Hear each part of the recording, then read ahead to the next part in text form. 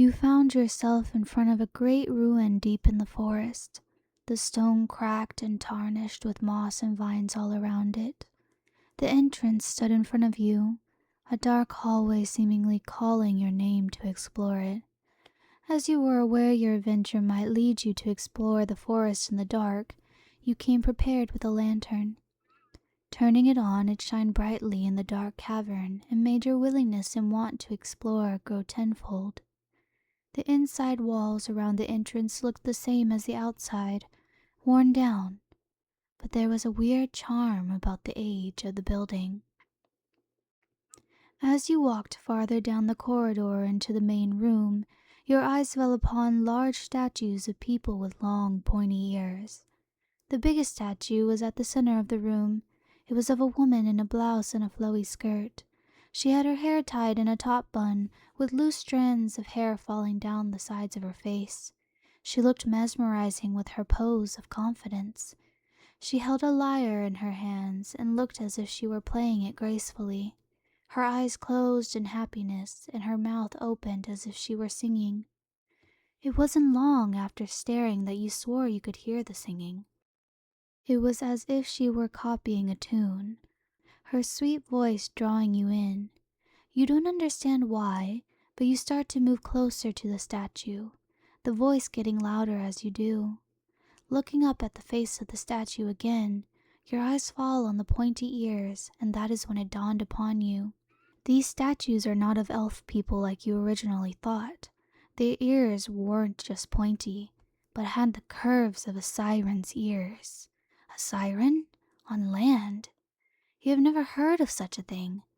But each statue had legs, and there was no water in sight. Fear started to take you over as your mind wandered to follow the voice. How could you be so clueless? Why didn't you look at the ears more precisely, quicker? Even though you are grounding yourself to not move, the voice still feels as if it is getting closer. You close your eyes to stay focused, only for the song to stop. You slowly open your eyes in hopes that the horror is over, but instead see the siren sitting at the foot of the big statue.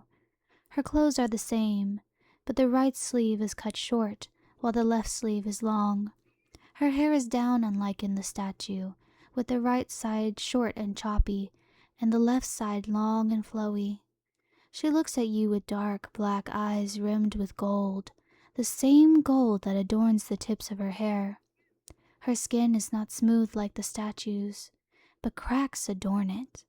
She looks like she is between life and death, as if she herself has become a part of the ruin with time. It seems your interest in why I no longer look like my statue is greater than your fear of me. She stands up and puts her hands on her hips. From your eyes, I'm assuming that you are thinking that I have become a part of the ruins with time, which isn't exactly wrong, but also not correct. I'm a land siren, like you have already realized, something that humans are not aware of. But there are different types of us around, just like how there are different types of elves. I am specifically a part of the ruined sirens. However, if you couldn't tell from the condition of the statues, we went extinct many years ago. Well, almost extinct.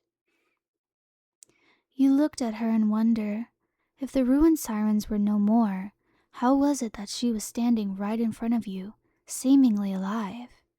You have knowledge that water sirens live for hundreds of years, but the statues look much older than that. She looks at you, amused, as if she is reading your thoughts.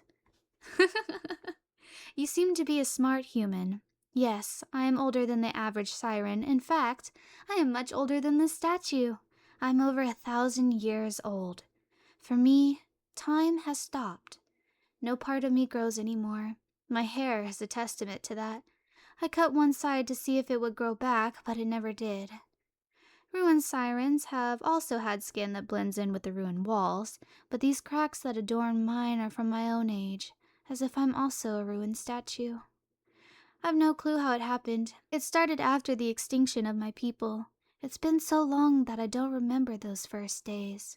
Maybe I tried something to bring them back, only to make myself immortal. I don't know why I'm telling you all of this, but maybe it's because for the first time a human has looked at me with interest and normality instead of like I'm a monster.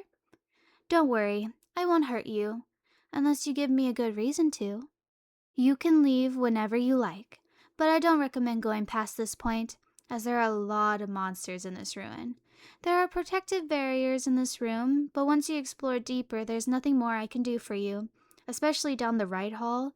When you take a left, there is a chimera that has been here longer than I have. He's mean, and he eats every human that happens to ever run away from me. He's waiting for my barrier to come down, but that won't happen. As long as I have a life force, it ain't going anywhere. You continue to stare in awe. Is she really a siren? Maybe she has lived so long that she no longer cares to lure humans, which is lucky for you. But there is something about her that is interesting. She has knowledge and understands feelings. It makes you want to be her friend, to take away that dark loneliness that has held on to her for so long. So you do what you do best. Offer to play a game with her. This causes her to look at you in confusion, but nonetheless, she was down to do something. The only game that I have here is checkers. Does that work for you? You agree, and the both of you play checkers until the sun starts to rise outside. For someone who could only play by herself, she knew a lot of strategy. However, you had the techniques from this day and age, which took her by surprise, winning you a few games. Games like these are so fun, especially when you get to see how the other person thinks. Everyone is so different in the way they think and play. No one move is the same, no game a perfect match to the one before. I had fun playing with you today. It makes me think about how I should no longer keep myself trapped in here with my sorrows, and instead live a new life with new goals. Thank you, human. Hopefully we will meet again. Maybe once my dreams come to life. You leave feeling almost sad, but your heart grows warm at the thought of meeting her again. You found the siren, and now you will play a part in her dream.